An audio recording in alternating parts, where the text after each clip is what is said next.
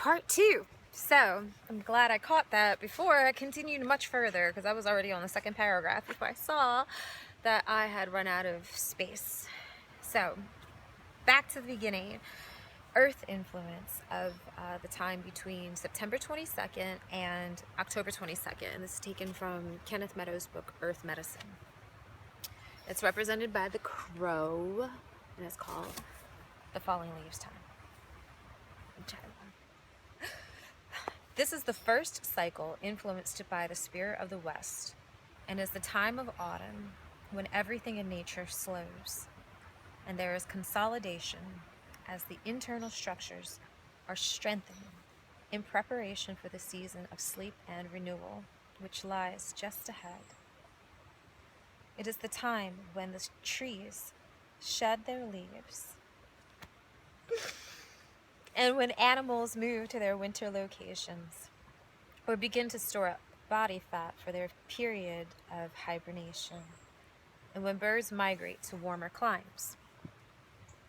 Introspection is a quality of this time, and people whose birthdays are during this period, Libras, are influenced to draw upon their inner resources and to look within rather than outside themselves for the solutions they seek. And this has been a reoccurring theme in my life lately too. So feeling that. The solar influences. The autumn equinox around September 22nd is another point of balance in the solar cycle when day and night are again equally matched to mark a change in gear in the natural scheme of things. But whereas nature was poised to spring into action at the spring equinox, it now prepares for resting as the sun's power wanes and the contractive phase of the yearly cycle begins to predominate. Anciently, this was a time of thanksgiving and of contemplation, of gratitude for what has been gathered during the fruitful times, and of contemplation as the wheel of life turns towards the seasons of external barrenness, and one looks to the strength that comes through the nourishment from within that sustains us. The related sun sign is Libra. The influencing wind is the west winds, and the direction is south-southwest. The west winds of autumn come with strength and power. Yeah, they do.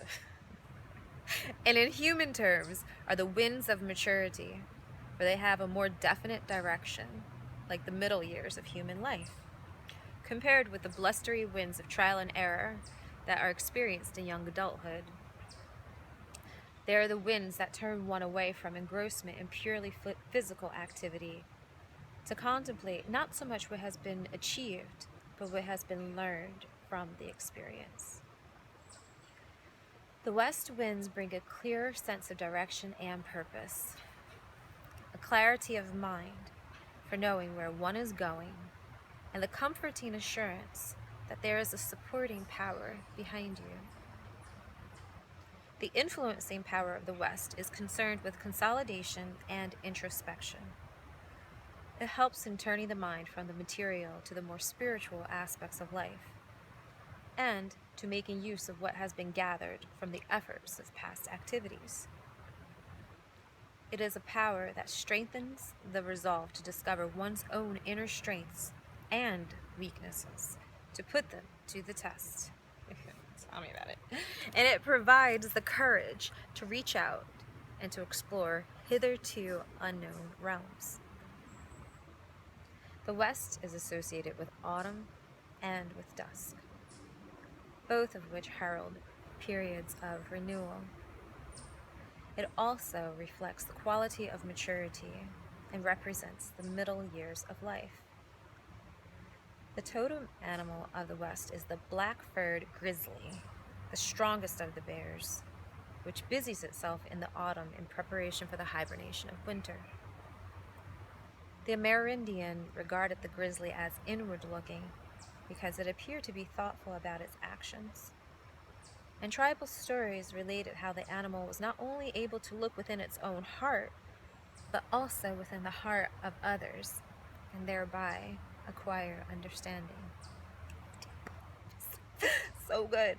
The grizzly is a powerful animal, and as a totem reflects the selflessness of idealism, the wisdom of introspection, and the strength that comes from the spirit. Oh, my battery is dying. It's okay. All right.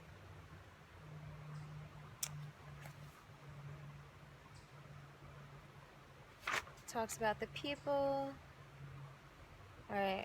I'm going to end with the crow information about this. I think it's important too.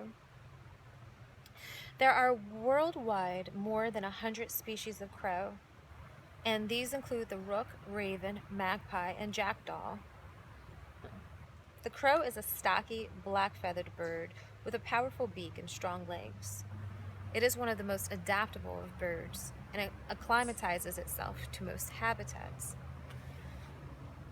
The crow is essentially a forager, feeding largely on the ground from grain, root crops, fruit, nuts, carrion, insects, and small animals.